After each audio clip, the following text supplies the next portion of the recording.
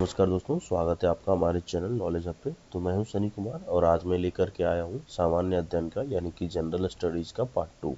ठीक है, जिसमें कि 51 टू 100 यानी कि 51 नंबर से लेकर के 100 नंबर तक का क्वेश्चन कवर अप किया जाएगा। जो कि आप लोग को पता है कि ये जो सीरीज चल रही है 700 प्लस वन लाइनर का चल रहा है। ठीक है, तो चलिए शुरू करते हैं। सबसे पहले क्वेश्चन पे 51 नंबर क्वेश्चन है कि निम्नलिखित में से किस उद्योग को धुरी उद्योग या उद्योगों का आधार कहा जाता है। यानी कि किस उद्योग को धुरी उद्योग या उद्योगों का आधार कहा जाता है, वो है लौह इस्पात उद्योग। ठीक है, नेक्स्ट है हमारा कि 52 नंबर कि निम्नलिखित में से किसे प्रकृति का सुरक्षा वाल्व कहा जाता है। किसे प्रकृति का सुरक्षा वाल्व कहा जाता है, तो वह है ज्वालामुखी। ठीक है, ज्वालामुखी को जो है प्रकृति का सुरक्षा वाल्व कहा जाता है। नेक्स्ट है हमारा कि हिमालय पर्वतीय क्षेत्र में मेन सेंट्रल थर्स्ट कहाँ स्थित है। तो मेन सेंट्रल जो थर्स्ट है वो कहाँ स्थित है, तो वह बृहद एवं लघु हिमालय के बीच, बृहद एवं लघु हिमालय के बीच स्थित है। ठीक है, नेक्स्ट हमारा 54 नंबर कि प्रकृति में स्वतंत्र अवस्था में पाई जाने वाली धातु कौन सी है। प्रकृति में स्वतंत्र अवस्था में पाई जाने वाली धातु कौन सी है, तो वो है जस्ता। ठीक है, नेक्स्ट हमारा भारत में देश का पहला दिया सलाई बनाने का कारखाना सन 1921 में, यानी कि देश में पहला दिया सलाई बनाने का कारखाना जो है सन 1921 में किस स्थान पर स्थापित किया गया था, जो आज भी सुचारू रूप से चल रहा है। तो किस स्थान पर स्थापित किया गया था, वो किया गया था अहमदाबाद में। दिया सलाई का सबसे पहला कारखाना 1921 में स्थापित किया गया था, जो कि आज भी सुचारू रूप से चल रहा है। ठीक है, नेक्स्ट हमारा कि सूर्य के धरातल का तापमान, यानी कि सूर्य के धरातल का जो तापमान है वो लगभग कितना होता है, वो होता है 1600 डिग्री सेल्सियस। ठीक है, कितना होता है, 1600 डिग्री सेल्सियस। नेक्स्ट है कि संध्या काल में सर्वाधिक लाल दिखने वाला मेघ कौन सा है। संध्या काल में सर्वाधिक लाल दिखने वाला जो मेघ है वो पच्छाव मेघ कहलाता है। क्या कहलाता है, तो पच्छाव मेघ कहलाता है। ठीक है, नेक्स्ट हमारा पृथ्वी के आरंभिक वातावरण में क्या नहीं था। पृथ्वी के आरंभिक वातावरण में ऑक्सीजन नहीं था। ठीक है, नेक्स्ट हमारा बेंगुला की धारा कौन सी है, तो बेंगुला की धारा है ठंडी महासागरीय धारा। क्या है, बेंगुला की धारा ठंडी महासागरीय धारा है। ठीक है, नेक्स्ट हमारा कि किस प्रकार के मौसम में नुकीली पत्ती वाले वन पाए जाते हैं। किस प्रकार के मौसम में नुकीली पत्ती वाले वन पाए जाते हैं, तो वह है साइबेरियन। ठीक है, किस प्रकार के मौसम में, तो साइबेरियन। ठीक है, नेक्स्ट हमारा ऊन का सबसे बड़ा उत्पादक देश कौन सा है, तो ऊन का सबसे बड़ा उत्पादक देश है ऑस्ट्रेलिया। ठीक है, तो ऑस्ट्रेलिया जो है ऊन का सबसे बड़ा उत्पादक देश है। नेक्स्ट हमारा कि वन अनुसंधान संस्थान कहाँ स्थित है। वन अनुसंधान संस्थान जो है वो देहरादून में स्थित है। ठीक है, नेक्स्ट हमारा कि भारत किसके कारण एक उष्णकटिबंधीय देश कहलाता है।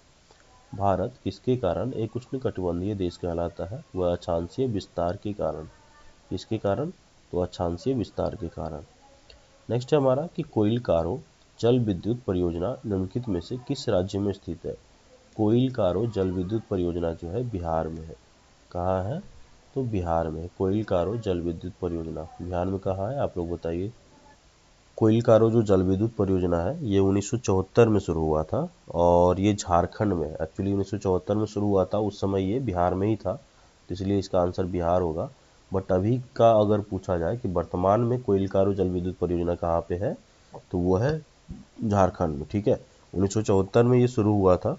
ठीक है, झारखंड में 1974 में, अभी फिलहाल झारखंड में है, बट ये 1974 में बिहार में हुआ था। ठीक है, नेक्स्ट हमारा कि ये इसमें पूछा जा सकता है कि ये झारखंड में कहाँ पे है, तो ये झारखंड के खूंटी में।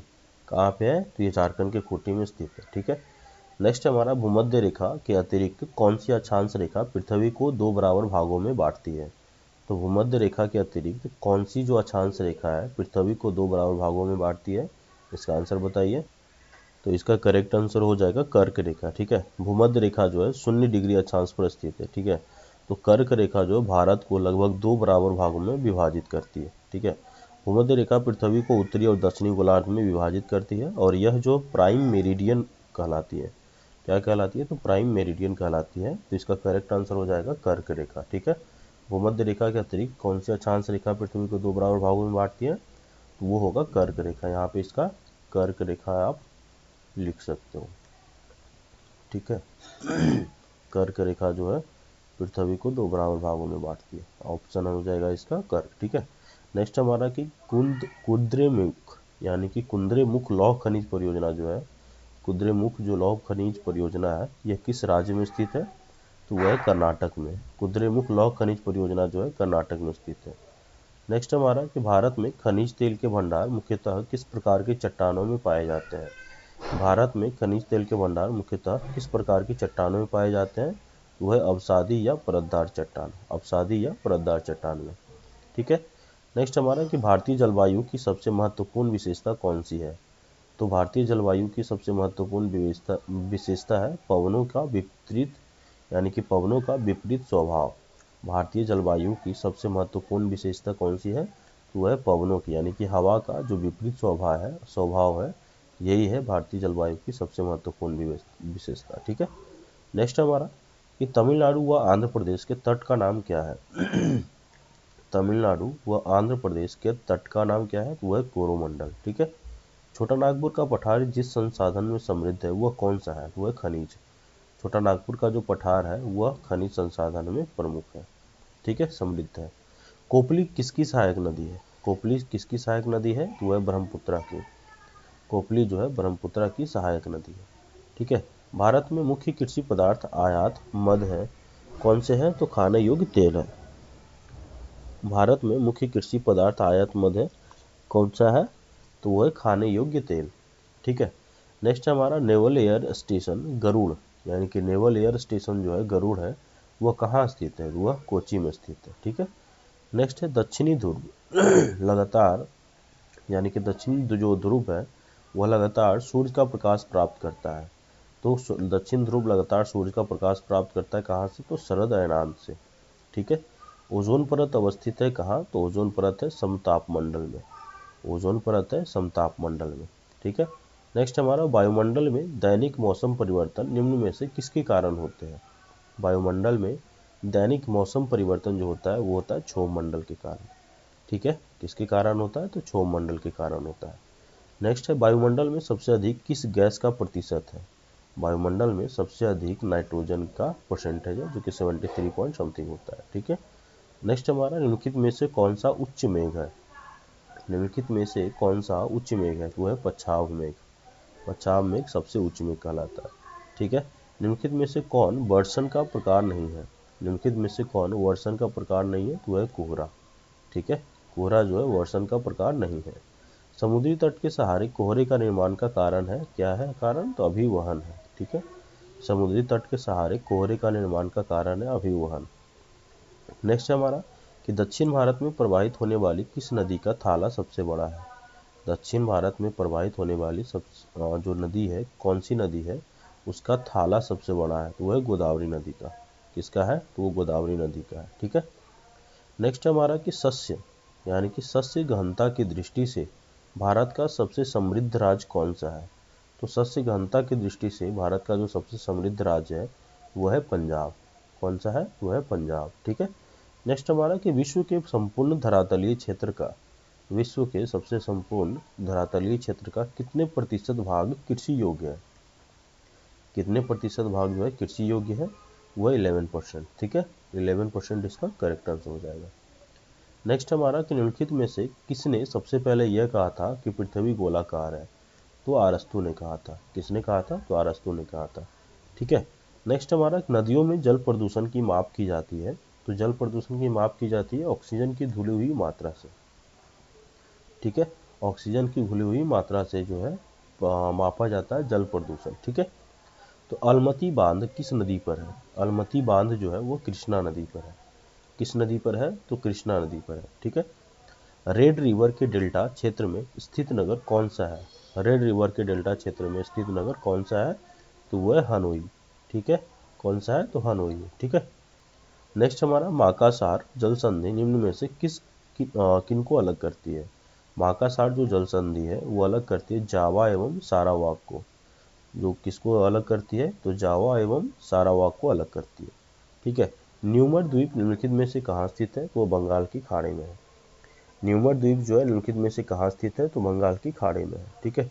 लैपिज किस क्षेत्र से संबंधित है? तो लैपिज जो है वो किस क्षेत्र से संबंधित स्थलाकृति है? तो वह कार्स्ट।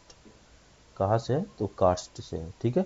नेक्स्ट हमारा कि 1948 औद्योगिक नीति में 1948 जो औद्योगिक नीति है उसमें से सरकारी नियंत्रण के क्षेत्र में रखे गए उद्योगों की संख्या, यानी कि 1948 में जो औद्योगिक नीति है आई थी उसमें सरकारी नियंत्रण के क्षेत्र में रखे गए उद्योगों की संख्या कितनी थी? तो वो थी टोटल 18। ठीक है, 18 थी। नेक्स्ट हमारा कि कांगो नदी घाटी, यानी कि कांगो जो नदी घाटी है वह किस प्रकार की जलवायु पाई जाती है वहाँ पे? तो कांगो नदी घाटी में भूमध्य रेखीय जो जलवायु होती है वो पाई जाती है। ठीक है, कांगो नदी घाटी में भूमध्य रेखीय जलवायु पाई जाती है। ठीक है, नेक्स्ट हमारा कि सन 1902 में भारत की सबसे पहली जल विद्युत परियोजना निम्न में से कहाँ स्थापित की गई थी? तो सन 1902 में भारत की जो सबसे पहली जल विद्युत परियोजना है वह स्थापित की गई थी शिव समुद्रम में। ठीक है, शिव समुद्रम में स्थापित की गई थी। ठीक है, नेक्स्ट है हमारा 94 नंबर क्वेश्चन है, भारत में सर्वप्रथम कोयला उत्खनन निम्न में से किस स्थान पर प्रारंभ किया गया? तो सर्वप्रथम जो कोयला उत्खनन है वो शुरू किया गया था गया में रानीगंज में। ठीक है, गया में रानीगंज एक जगह है, तो वहीं पे सबसे पहला कोयला उत्खनन जो है भारत में शुरू किया गया था। ठीक है, नेक्स्ट हमारा 95 नंबर 95 नंबर, विश्व का सबसे ऊंचा ज्वालामुखी पर्वत कोटीपैक्सी स्थित कहाँ स्थित है? तो सबसे ऊंचा जो ज्वालामुखी पर्वत है कोटीपैक्सी वो कहाँ स्थित है? वो फिलीपींस में है। ठीक है, नेक्स्ट है हमारा कि निम्न में से कौन सी स्थलाकृति ज्वालामुखी क्रिया से संबंधित नहीं है? तो कौन सी स्थलाकृति जो है ज्वालामुखी क्रिया से संबंधित नहीं है? वो है गेसर। ठीक है, गेसर जो है स्थलाकृति ज्वालामुखी क्रिया से संबंधित नहीं है। ठीक है, नेक्स्ट हमारा कि नीली क्रांति निम्न में से किससे संबंधित है?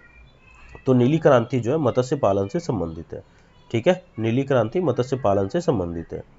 नेक्स्ट हमारा काली मिट्टी किस फसल की खेती के लिए सर्वाधिक उपयोगी होती है? तो काली मिट्टी सबसे ज़्यादा जो है वो कपास के लिए उपयोगी होता है काली मिट्टी। ठीक है, कौन सी मिट्टी में जैव पदार्थों से भरपूर होती है? कौन सी ऐसी मिट्टी है जो कि जैव पदार्थों से भरपूर होती है? तो वो होती है काली मिट्टी। इसीलिए कपास का पौधा जो है सबसे अधिक, कपास के पौधों को जो है जैव पदार्थ ज़्यादा मात्रा में चाहिए होता है उसके उत्पादन के लिए, तो इसलिए काली मिट्टी में ये उपयोगी होता है। ठीक है, नेक्स्ट है हमारा कि किस मिट्टी का निर्माण बैसाल्ट चट्टानों के विखंडन से हुआ है? वो हुआ है काली मिट्टी का। किस मिट्टी का निर्माण जो है बैसाल्ट चट्टानों के विखंडन से हुआ है? तो वो हुआ है काली मिट्टी का निर्माण। ठीक है, ये इस वीडियो का सबसे लास्ट क्वेश्चन था। सो इस वीडियो में अंत तक बने रहने के लिए धन्यवाद आपका, and thank you so much for watching. And यदि आपको ये वीडियो अच्छा लगे और अगर आप तो अपने दोस्तों के साथ ज़रूर शेयर कीजिएगा। ठीक है, और अगर आप इस चैनल पे नए हैं तो चैनल को ज़रूर सब्सक्राइब कर लीजिएगा और अपने दोस्तों के साथ भी शेयर कर लीजिएगा, ताकि आपको इम्पॉर्टेंट अपडेट एंड इसी तरीके का जो आपका जनरल स्टडीज़ का जो क्वेश्चन है 700 वो आपको टाइम टू टाइम और डेली बेसिस पे मिलता रहे। ठीक है, so thank you so much for watching my channel and all the best for your future exam.